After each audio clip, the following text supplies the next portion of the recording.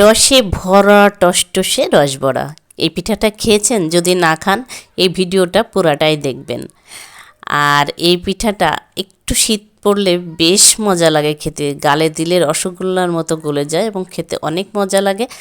আর আজকে যেহেতু সকালে বেশ ঠান্ডা পড়ছিল, আমি ভাবছিলাম যে তাহলে এই সুযোগে আমি পিঠাটা তৈরি করে নিই। শাশুড়ি মা গ্রাম থেকে পাঠিয়েছিল কলাইয়ের ডালটা, তো এটা আমি একটু ধুয়ে পরিষ্কার করে নিয়ে এটা আমি ভেজায়ে রাখবো জলের ভেতরে 2-3 ঘন্টা রাখছিলাম।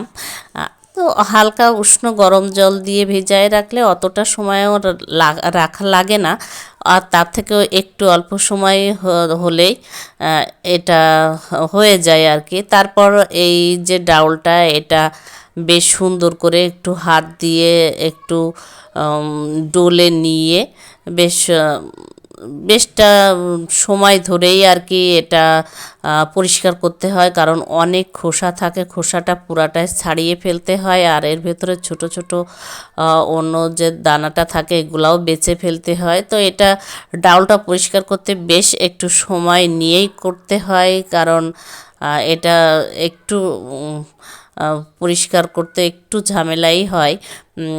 তো আমি যেভাবে করছি এভাবে পরিষ্কার করলে কোনো সমস্যা নাই, তবে একটু সময় নিয়ে করতে হবে। তারপর এটা আমি একটু পাটাতে বেটে নিচ্ছিলাম। এইগুলা পুরা ডালটাই আমি পাটাতে বেটে নেব।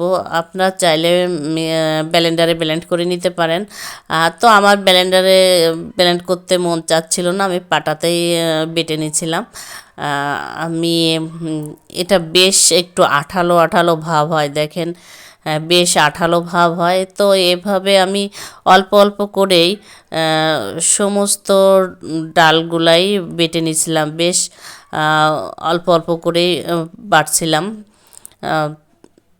দেখেন কত টাইট হয়, যেহেতু এটা দিয়ে কিন্তু আবার আপনার যে কলার যে বড়ি দেয় সেটাও কিন্তু এটা দিয়েই হয়, তৈরি করে।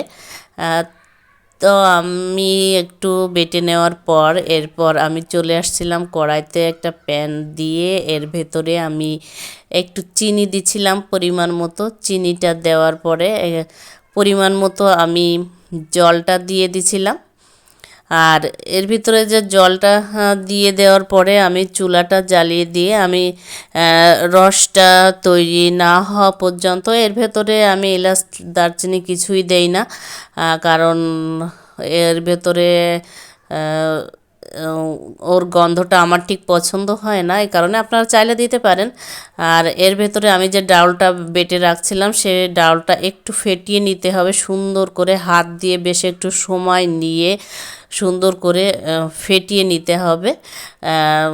বেশ একটু ফেনাটা বেশ হালকা হয়ে যাবে, হাত দিলেই বুঝতে পারবেন ডালটা যে ভারীটা থাকে সেই ভারীটা থাকে না, বেশ একটু হালকা হয়ে যায়। আর পরিমাণেও বেশ মনে হয় যেন একটু ফুলে উঠছে।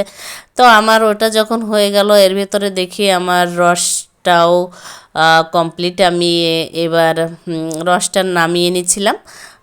রসটা নামিয়ে নেওয়ার পরে আমি একটা কড়াই নিচ্ছিলাম, কড়াইয়ের ভেতরে আমি তেল দিয়ে দিছিলাম। তেলটা দিয়ে আমি এই যে ডাউলটা যে ফেটিয়ে যে ফেনা দিয়ে রাখছি এই ডাউলটা অল্প অল্প করে দিয়ে আমি সুন্দর করে ভাজি করে নেব। দেখেন দেওয়ার সাথে সাথে কতটা ফুলে উঠছে, এটা দিলে অনেক ফুলে ওঠে এবং একটু বাদামি বাদামি হলেই এটা উঠায় নিতে হবে। নিয়ে এই যে আমি যে গরম যে রস শিরাটা